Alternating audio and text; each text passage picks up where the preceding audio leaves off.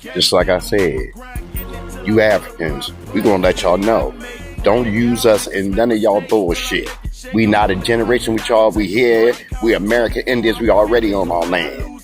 We not giving up our land and selling our piece of the land so y'all can prosper. Get the fuck out. They want to be in Africa when they over there slaughtering motherfuckers, slaughtering each other and all that crazy shit. Motherfuckers coming over there, slaughtering motherfuckers, man, raping and little kids, unalive little kids. Somebody ain't got time for that. Cause see, one thing about us, we ain't like that. We not like that. We the type of people we will fight.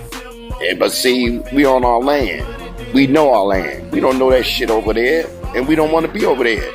We done ran water. We done got all this shit. We done built this shit. You think we gonna leave it just to go over there and help y'all build so y'all can all some of us every time we build shit? Man, fuck out of it, man. We hurt y'all. We go to war. We stand right where the fuck we at. Keep us out of your.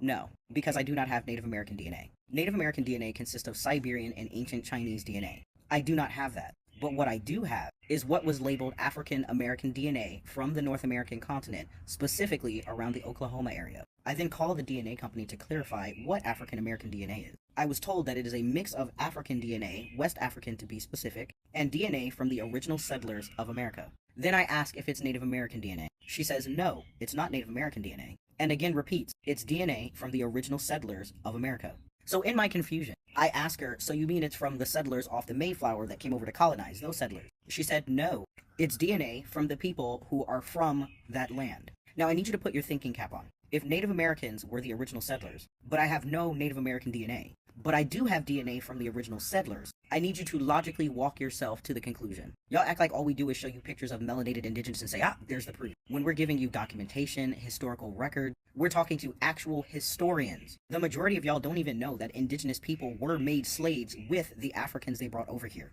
But Native Americans will tell you they were never slaves. But the people who claim to be melanated indigenous talk about their ancestors being slaves with Africans. You tell me how a dark-skinned African can run away and hide amongst pale-skinned Native Americans. It is more likely that runaway slaves could hide amongst darker-skinned melanated people. So much so that Europeans could not tell the difference between the two, which is one of the reasons why they started labeling melanated indigenous as Negro along with the Africans. What's crazy is that y'all are aware that Europeans destroy cultures, peoples, and languages, in addition to lying in order to steal land, but refuse to even entertain that your colonizers could be lying to you. There's so much information that we give y'all that y'all like to ignore. This is why you have George Washington coming in here and they telling you that in 1789 he was the first president of the United States of America. Well then, how is it this thing had been running for 13 years all the way up to George Washington and you telling me he's the first president when anytime you incorporate anything, even to this day, you better have a president, vice president, secretary, chair, co-chair, all these other things. You better have that in place before you incorporate. Otherwise, this is not considered a true legal entity. So, not to mention, they're not telling you about the Continental Congress and the 6 presidents before George Washington. Meanwhile, you got these people over here that started the United States of America. The vast majority of the presidents in this so-called Continental Congress were melanated. But they don't want you to know that because then that doesn't fit the narrative that you came over here on some slave ships. Only means from Siberia. The Americas were filled with diverse indigenous groups, including dark-skinned, woolly-haired people. Colonizers called them Indios, Negroes, Negroids. Olmecs, one of the oldest civilizations in Mesoamerica. Look at their colossal stone head. Full lips, broad noses.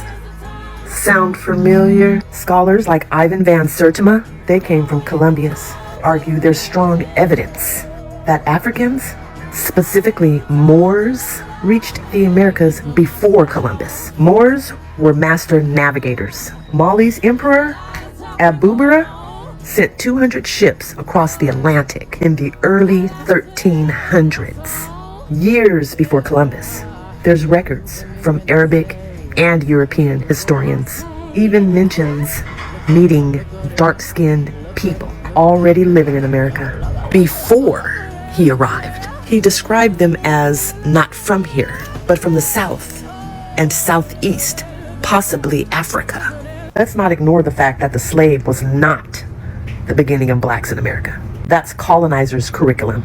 Many black indigenous were already here, and the slave trade mixed up indigenous black with imported Africans to erase both their identities. So no, black indigenous people didn't magically show up in chains. Some are already here, thriving and trading and living among Native Americans who migrated from Siberia, Southeast Asia. Truth is just inconvenient to the ones who profit off of your ignorance. The universe knows the truth, and our ancestors are coming through spirit and energy to reclaim what was taken.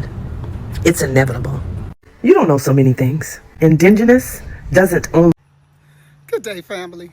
Something is happening right now that I cannot believe. It's just wrong. The Essence Festival was created to honor the culture, struggle, and brilliance of Black Americans. But now, under new leadership, we're seeing our people pushed out and our traditions replaced. Nigerian culture is beautiful, but it should never come at the expense of erasing our own. We would never go to Nigeria, take over their cultural festivals, remove their people, and replace their food and tradition with ours just because we can afford to. So why is this being done to us? Right here in the country we built with blood, sweat, and tears. This is not about hate, it's about protecting what we built. If our voices and vendors are no longer welcome, we can and will find another place to celebrate, because our culture is not tied to one location. It's tied to truth, history, and the people. We don't need permission to honor our legacy, but we do deserve respect. We are still here and we will not be erased. We've gone through too much. We've been taken from our environment. Some of us was already here. We've been stripped from everything. We created our own culture. And now you want to go and erase it? And you want to take what we built with the Ancestors Festival? No, not happening. There's other places we can go. We have Atlanta, Georgia, where there's a whole lot of us at. We have Cincinnati, where there's a whole lot of us at. We have Chicago, where there's a whole lot of us at. There's a lot of states we can go to and a lot of places we can go and rebuild that same legacy with our own culture, with our own people. So I suggest you find a way to make it back right, make it like it's supposed to be with us and our people, and function it to where we are the ones that's honored and no one else. Thank you for listening and have a great day.